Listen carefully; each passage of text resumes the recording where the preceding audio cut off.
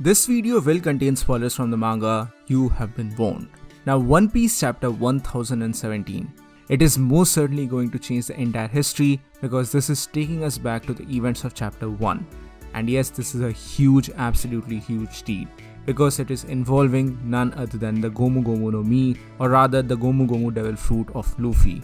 Because for the last 20 years, almost everyone had believed that this was a common or ordinary fruit because in the world of One Piece, we have seen so many different absolutely overpowered devil fruit, from Logia users to Zoan users, devil fruits which can literally change your body or transform your body into fire, ice or smoke, or even literally transform you into some sort of a dinosaur or some magical or mythical beast. So in the midst of all of this, a simple fruit which grants the ability to turn your body into rubber doesn't really seem that important or doesn't really seem that special, and that is one of the most striking features of One Piece so far because it was the tenacity and strength of Luffy which actually changed a common or seemingly ordinary fruit into such an overpowered being, and now with the implication of Haki and potential awakening, this was looking to be very interesting. But out of nowhere, we get this huge, absolutely huge reveal which is hinting towards something very massive and maybe potentially into the history of One Piece as well, involving potentially Joy Boy. So hello and welcome to Wonder WhyZ. My name is Soham and thank you so much for joining in. In this video, we are going to talk about the Gomu Gomu no Mi devil fruit, and this might be a long one, so grab a popcorn and let's just jump into it. But before that, if you're new here, then please consider subscribing to our channel since I do weekly anime and manga related content along with a bunch of other stuff. We are trying to hit 10,000 subscribers by the end of this year, so like and sub would be massively appreciated. With that being said, let's begin this video. Now as I said before, each and every single one of us thought that Luffy's devil fruit was a seemingly ordinary one because from the moment Luffy actually ate this devil fruit all the way back in chapter 1, he actually got to witness the weaknesses of all of these things in the very first place, where his arms and legs were literally dropping down and he was not even able to control his entire body. Since then, we have seen Luffy grow, and that is also partly because of the efforts of Garp as well. But even then, it is mostly because of Luffy's own strength and tenacity that he is able to develop his body in such a way that he is now able to use very strong attacks. Throughout his entire journey on the Grand Line, he has been able to use massive attacks one after the other, and now with the implication of Haki and Gear 4, things are looking much more interesting. So we thought that this was Luffy himself transforming a seemingly ordinary devil fruit into something much more important. I know you will probably not believe me on this one, but I was already making a video, I was at least writing the script for a video where I was going to talk about seemingly ordinary devil fruits which became special because of the implications or because of the usage by the users, and most probably the Gomu Gomu no Mi was supposed to be at the top, but now it seems like that is not actually going to be the case because chapter 1017 is changing all of these things. Here it is revealed that Who's Who is actually none other than a former CP9 member. He was almost at a Rob Lucci-like level, but he was imprisoned 12 years ago when the Gomu Gomu no Mi was actually stolen from a Navy ship, which was basically under his protection. Now this is an absolutely huge thing. This is an absolutely huge thing because this is number one, the first government or Navy official which we have seen suffering a major punishment because of his failure. We have to remember here that Rob Lucci himself, who lost against Luffy, didn't really suffer any punishment as such because he got a promotion from CP9 to CP0. Then there is Fujitora himself, who apparently let go of Luffy after the events of Dressrosa, but even then he didn't really get any major punishment or imprisonment for that matter. But here we see a very powerful officer of the Navy who is a CP9 member who actually gets imprisoned for 12 long years because he was not able to protect the Gomu Gomu no Mi fruit. This implies that this fruit is absolutely essential to the world government, and maybe this is also implying that for the world government at least, Luffy is not that important, or rather the person who is using this fruit is not that important, at least as of now in the story, but rather the fruit in itself is more important. That is kind of the implication here, at least as of chapter 1017. Personally, if you ask me, I can't say with 100% confirmation that I'm liking this. At least as of chapter 1017, I don't know if this particular direction is good or not, because seemingly we had the story, and now with the implication of Joy Boy as well, it was kind of looking like anybody can actually be Joy Boy. You don't really need to have a specific line, you don't really need to be a specific person as a reincarnation of Joy Boy, but rather Joy Boy is someone who inherits the dream, who inherits the promise of Joy Boy, who will go to the very end with the dream of Joy Boy, who is going to basically shoulder the destiny of Joy Boy. That is the implication from the dialogues of Kaido as well, that Luffy was also not Joy Boy apparently after he lost this particular fight. So basically any person can be inherently Joy Boy if he or she inherits the will of the Joy Boy.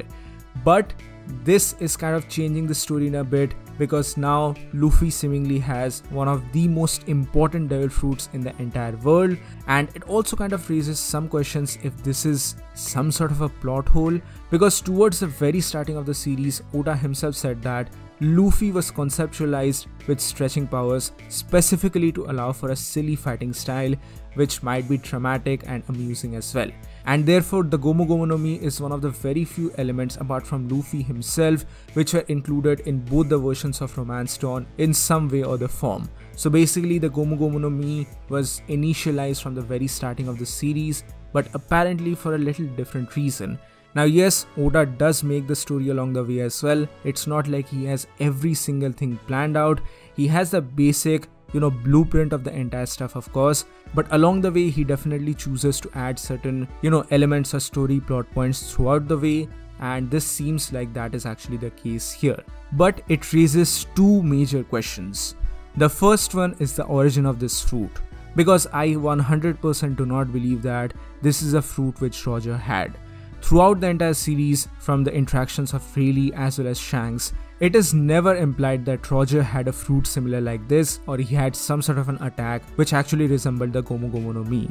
Similarly, I also don't want to believe that Rox Tizabek is involved in this equation.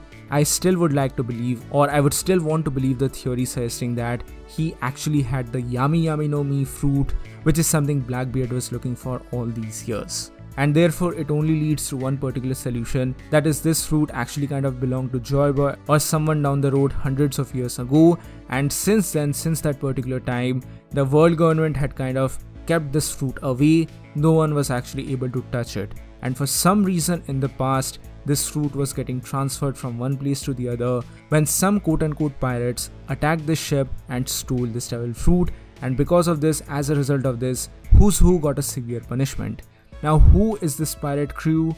The obvious answer here is Shanks, but I would still hold my horses at this point, because the possibility is still there that some other pirate crew was actually stealing this thing from the world government, and in turn Shanks and the red hair pirates stole this from that particular pirate crew.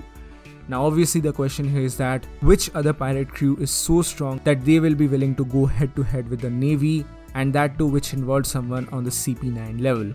All the theories here obviously incline towards the red hair pirates themselves. Also something to note here is that it was not Shanks himself who found this fruit, rather it was Lucky, and this kind of makes me want to believe that how powerful Lucky actually is. But then again, it is very much possible that Shanks actually shared this idea about getting the devil fruit to his entire crew, and because of the words of his captain, Lucky actually took this particular devil fruit. I would hold myself from making any weird theories at this point, and I would just want to believe that yes, the red hair pirates were the ones who actually stole this from the world government, and that is also kind of implying why Shanks had a connection to the Gorosei as well, because he knows the truth behind this particular fruit. Now the other major question that arises in this particular equation is that did Shanks always intend for Luffy to have this fruit? I would probably say no. This is possibly a major coincidence. I don't really know. I can't really remember. If you all remember this, let me know in the comment section below. I really can't remember if Shanks knows the connection, or at least back then knew the connection between Luffy and Roger. How Luffy is the grandson of Garp, and then the entire interaction between Garp and Roger being frenemies. So I don't really know if Shanks knew this particular thing. My personal opinion, or my headcanon here, is that Shanks got to know about all of these things, all of these different theories about the world from his own Captain Roger after they went to Laugh Tale, and after they learned the real truth about the Void Century and how they were a little too early, and how a new generation would be the one who is going to eventually take down everything. So maybe the chances here are that Shanks actually stole this particular fruit from the world government in the hopes of eventually giving it to the right person when the time actually comes. He didn't really intend this for Luffy to have at that particular moment. He just wanted to keep it safe for the very right moment, and when the right moment actually appeared, when the trifecta properly appeared, he might have eventually wanted to give this fruit to the suitable person.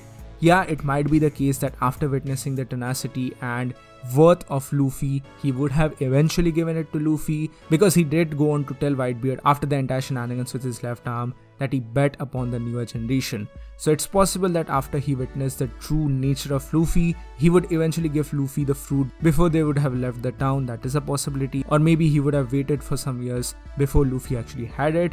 That is a possibility, but because of luck, because of chance, Luffy is the person who eventually goes on to eat this fruit out of just random silliness. So yeah, whether you like it or not, the current indication does seem like the Gomu Gomu no Mi is definitely a very strong fruit or a very important fruit for the world government. The reason as to why it is, I'm going to talk about it in just a bit, because there is yet another kind of a plot hole which is arising here. Because if this fruit is really that important for the world government, then why they have not really done anything after it was stolen? I mean, since the very beginning of East Blue, Luffy has been literally screaming his attacks from Gomu Gomu no Pistol to Gomu Gomu no Axe to Gomu Gomu no Stomp.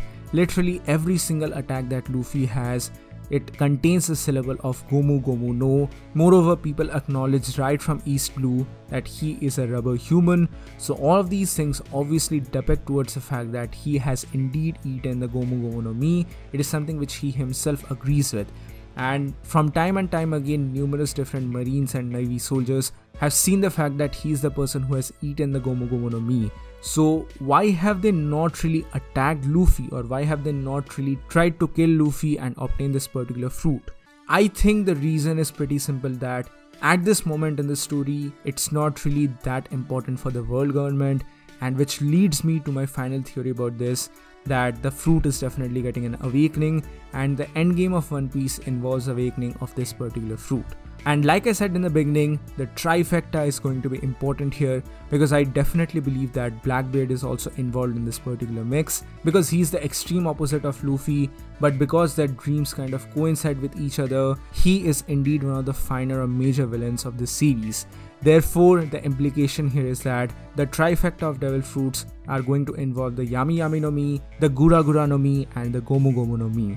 The Yami Yami no Mi devil fruit is something which Blackbeard was searching for vehemently since the time he was in the crew of Whitebeard. So maybe he actually knows the history about Rocks D. Zebek, and he somehow knows the eventual end goal of One Piece and how it is going to coincide with the Red Line.